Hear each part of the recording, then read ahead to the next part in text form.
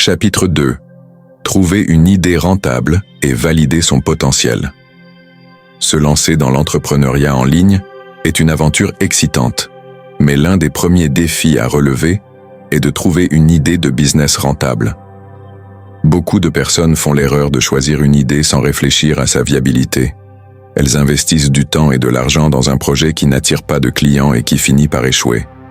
Pour réussir, il est essentiel de choisir une idée qui répond à un besoin du marché tout en restant en accord avec tes compétences et tes passions. Un business en ligne prospère repose sur 3 piliers fondamentaux. Un besoin réel du marché, une audience prête à payer et un modèle de monétisation clair. L'idée doit résoudre un problème concret, il doit y avoir une demande solvable et tu dois savoir comment générer des revenus à partir de ton idée. Ces 3 éléments sont essentiels.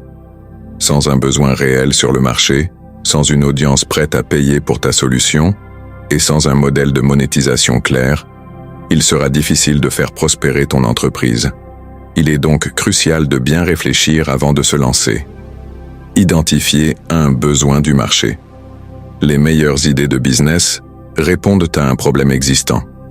Dans la société d'aujourd'hui, les consommateurs sont constamment à la recherche de solutions qui peuvent améliorer leur vie. Le marché regorge de niches où tu peux identifier un besoin. L'une des erreurs courantes est de se concentrer uniquement sur une idée qui nous semble bonne, sans évaluer sa pertinence pour un marché particulier. Une idée géniale peut facilement échouer si elle ne répond pas à un besoin existant. Alors comment identifier un tel besoin? Premièrement, commence par observer les difficultés que toi-même tu rencontres dans ta vie quotidienne. Que ce soit dans ta gestion du temps, tes déplacements, ta santé ou même tes hobbies, il y a de fortes chances qu'il existe des personnes qui rencontrent les mêmes difficultés. Si tu as un problème, d'autres personnes l'ont probablement aussi, ce qui te permet de proposer une solution. Ensuite, pose-toi des questions simples. Quelles difficultés rencontres-tu dans la vie quotidienne? Quelles questions les gens posent-ils souvent dans ton entourage? Quels services manquent dans ton secteur d'activité? Si tu peux répondre à ces questions de manière précise et que tu identifies un problème récurrent, tu as alors une base solide pour commencer à construire une idée de business. Un autre moyen puissant d'identifier un besoin est d'utiliser des outils d'analyse de tendance. Google Trends est un excellent outil qui te permet de voir ce que les gens recherchent en ligne. Si tu remarques qu'il existe une forte demande pour une solution à un problème spécifique, c'est un signe que ton idée pourrait être viable. Par exemple, Uber a été créé pour répondre à un besoin de transport rapide et abordable, et Airbnb était né du besoin d'un hébergement flexible et moins coûteux. Ces 2 géants ont vu un problème dans le marché et ont créé des solutions innovantes. Les grandes entreprises aujourd'hui ont commencé par un petit besoin non satisfait. À ton tour de repérer ces opportunités. S'inspirer de ce qui fonctionne. Déjà, observer les business existants peut t'aider à découvrir des opportunités. Il existe de nombreux exemples de business en ligne réussis que tu peux étudier pour trouver des idées. Mais au-delà de cela, il faut savoir où chercher ces opportunités. Tout d'abord, une excellente source d'inspiration est Google Trends.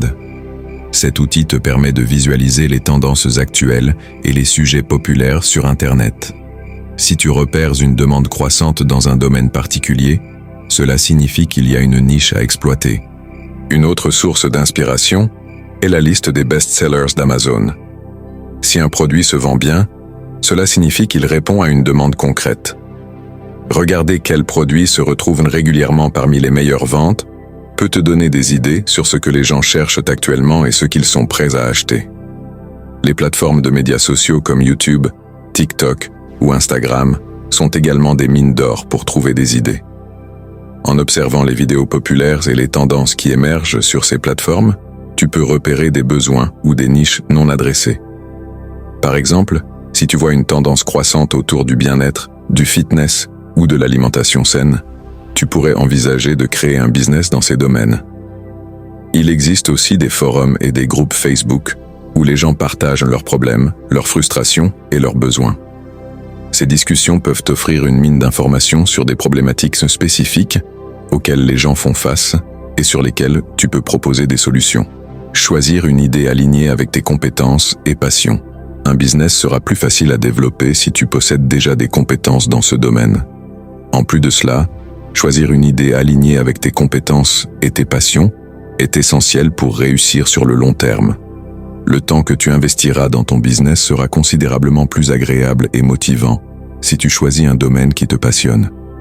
De plus, tes compétences actuelles pourront t'aider à mieux performer.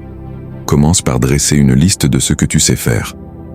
Quelles sont tes compétences naturelles? Si tu es passionné par la photographie, pourquoi ne pas créer un blog, une chaîne YouTube ou même vendre des photos en ligne? Si tu as des compétences en rédaction ou en marketing, tu pourrais proposer tes services en freelance. Si tu es un passionné de fitness, pourquoi ne pas lancer des programmes de coaching en ligne ou des vidéos de formation? Ce sont là quelques exemples de business qui peuvent facilement se développer lorsque l'on combine ses compétences et ses passions. Cependant, si tu n'as pas encore de compétences particulières, il n'est pas trop tard. Tu peux rapidement apprendre de nouvelles compétences en ligne.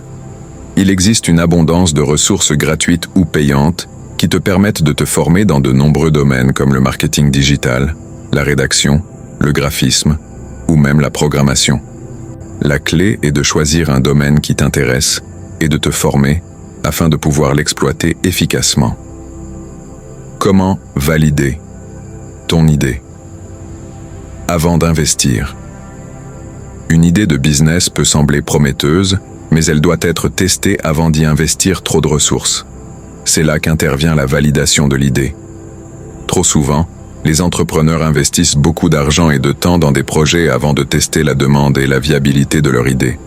Il est essentiel de valider que des clients potentiels sont réellement intéressés par ce que tu vas proposer avant de t'engager à fond.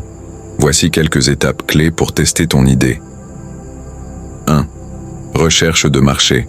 La première étape consiste à utiliser des outils comme Google Trends pour voir si des gens recherchent activement une solution à leurs problèmes. Tu peux également regarder des discussions dans des forums ou sur les réseaux sociaux pour voir si ton idée répond à une demande. 2. Sondages et études de marché. Une fois que tu as une idée précise, tu peux la tester en réalisant des sondages. Il existe plusieurs outils gratuits comme Google Forms ou SurveyMonkey que tu peux utiliser pour poser des questions à ton public cible. Demande-leur si ton produit ou service les intéresserait, combien ils seraient prêts à payer et quels problèmes ils souhaitent résoudre. 3. Créer une landing page. Une landing page est une page web simple qui présente ton idée de manière succincte. Tu peux l'utiliser pour mesurer l'intérêt en offrant quelque chose de gratuit, comme un guide ou une précommande, pour voir combien de personnes s'inscrivent. Cela te permettra de mesurer l'intérêt pour ton produit avant même de le lancer. 4. Campagne publicitaire test. Pour tester plus rapidement, tu peux lancer une petite campagne publicitaire sur Facebook ou Google pour voir si les gens sont intéressés par ton produit. Même avec un petit budget, tu pourras rapidement évaluer la demande. 5. Proposition en pré-vente. Si tu as un produit en tête mais que tu ne veux pas investir dans sa production avant d'être sûr qu'il se vendra, tu peux le proposer en pré-vente. Cela signifie que tu vendras le produit avant même de le fabriquer et ainsi valider l'idée tout en générant des fonds pour le produire. Le Minimum Viable Product, MVP. Le concept de MVP, Minimum Viable Product, consiste à créer une version simplifiée de ton produit pour tester le marché. Cela peut être une version bêta, une maquette ou même une version préliminaire de ton service. L'objectif est de valider rapidement l'intérêt de ton public cible sans investir une énorme quantité de ressources.